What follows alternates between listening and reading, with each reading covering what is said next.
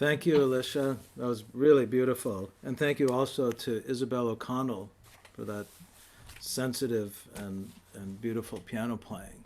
I'd like to invite Alicia to join me for a short question and answer. Hello. Hi. Beautiful, beautiful program. Thanks. I was just thinking in the last video, watching and listening to those slight variations in the patterns of the music. And I liked how hmm the video just focused in one shot. And there was Yeah, a so lot much of it. variation. So I wanted to just ask you I was thinking if we were doing it in the concert hall, would you be able to do some of this creative work? It's different in It's this format. So I wanted to ask you what that was like.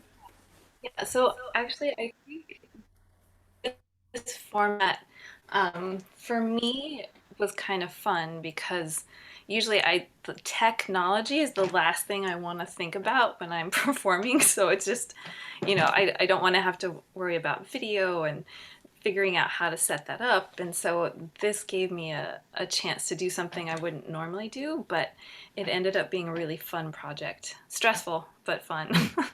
So yeah, it was, yeah. So there were things I felt like I could do on in this format that I wouldn't necessarily do in the concert hall at Hmm. Bloomingdale or another place. Yeah. And did you, for the second piece, did you create the graphics like the text? And, Yeah, so I did. I had seen another performer's take on this, and they had also used text. So I thought that was an interesting idea Mhm. because it sort of highlights the kind of the quirkiness of how he uses the text and how that works in with the rhythm of the music. And so this video actually originally there was a video artist who did a separate video for this, but I didn't have that.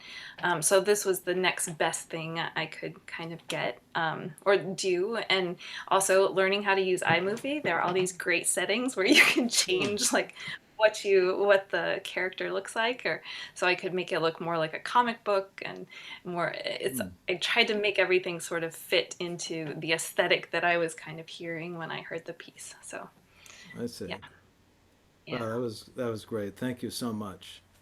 you're And thank welcome. you also to Isabel. Yes, I will. Thank you, Alicia. Yes,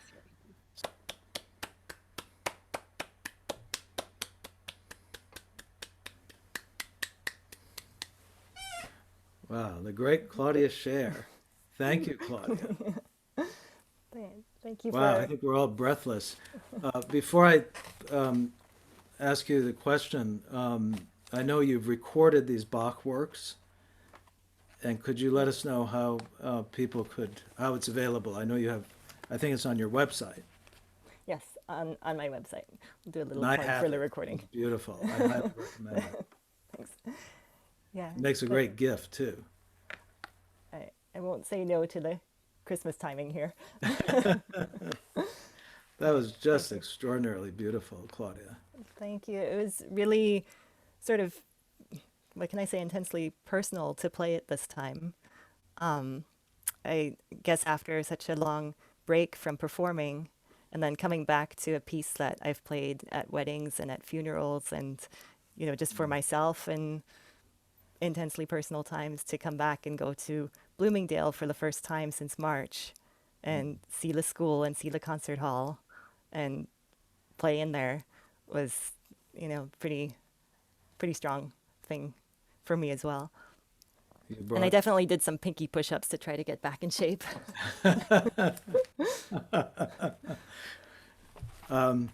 So, as I was watching you, I have a question about your bow.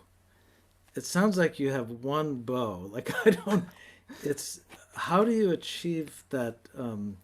It's not just that it's even sound, it just sounds like you're drawing the notes out of the instrument without me being aware or hearing any of the technical part of the. Ooh, that's a good question. I played a little bit with a Baroque bow just to get a sense of what it would be like to play with a Baroque bow. Hmm. And it seemed so difficult to me to get to play legato with that because you just don't have the same kind of sustain on the bow. But you have sort of a more smooth articulation to each note, I think. So each note has its own shape, and then following that seemed to help put things into a line more. Hmm. And I think for me, what gets me every time when I play Bach, I come back to it and I see more things and more things that I can do in it, more things that are inherent in the music. Is just how complex it is on the one hand, but then how simple on the other hand. How the last movement, for example, everything is just in very simple 8-bar phrases, everything 4/4 very clear, and all the complexity that's happening sort of fits into this very simple organic whole in the end, and being able to try to get the larger sense of the structure Hmm. and not worry about trying to make smooth bow changes. Help me try to Hmm. create a longer line. The other thing that's striking is how it feels so complete with the violin alone. Like there's the harmony and just the whole, I don't know, the architecture of the piece. You're never thinking, oh, I wish there were another instrument or. That's that's why there's not so much repertoire for the solo violin. So when I was thinking of what would I like to play for a Bloomingdale concert, I thought about it, and there's nobody like Bach who's able to write that kind of counterpoint. And then with the constraints of you only have 4 strings, you can fit 3 voices on. So Mm. How just did, I'm sorry, no, how did he understand the violins so well, strings? Because I know he was a keyboard player, but he played violin also. he did. He just Okay. sort of managed to do everything. It seems like Wow. so. But the last movement of this, I think he also wrote for keyboard, so he Mm. borrowed from himself. Right. Yeah. Well, thank you, Yeah. Claudia, and bravo. Thank you for Eh, your beautiful interpretation, and you brought life back to that hall. it's a lovely hall, that's for sure. Yep, So and we'll be hearing more things from it. And thank you so much. thank you. So, and thank you all for being here. I'm